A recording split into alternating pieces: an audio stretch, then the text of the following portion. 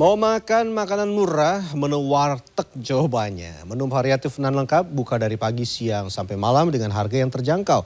Membuat bisnis ini selalu dicari dan seakan tidak pernah mati. Penyelamat perut saat tanggal tua pastinya. Tapi seberapa besar potensi bisnis warung makan yang dikenal sederhana ini? Simak yang berikut.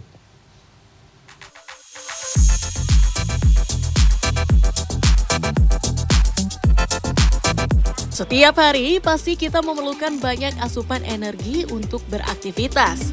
Terlebih bagi masyarakat Indonesia yang tak lengkap rasanya bila tidak menyantap nasi dengan aneka lauk pauk hingga sayur dan sambalnya.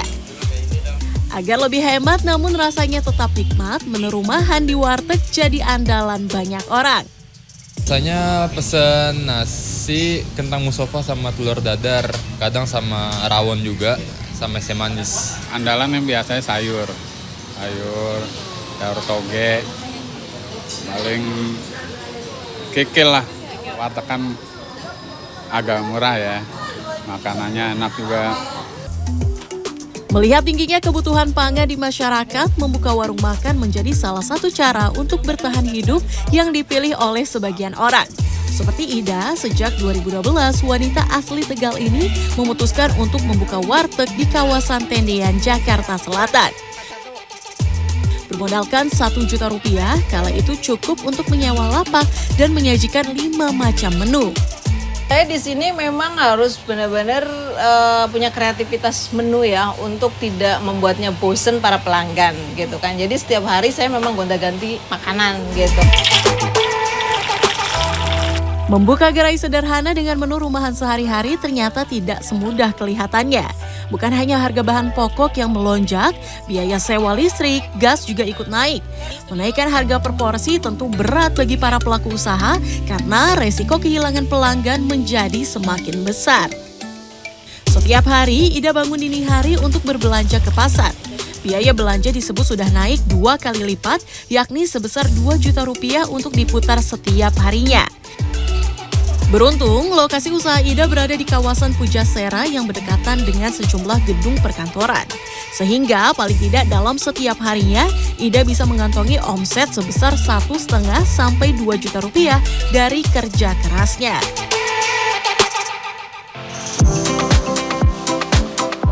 Mengadu nasib di ibu kota untuk membuka bisnis warteg turut dirasakan Mas Kuri yang mulai memberanikan diri untuk membuka warteg bernama MJ Bahari Mampang sejak 2019 lalu.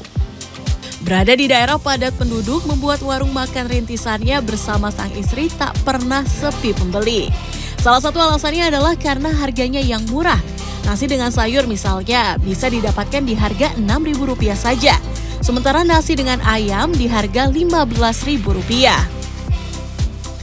Ya biar stabil aja, biar supaya pelanggan jangan pindah lah ke tempat orang lain gitu. Ya hobinya dagang.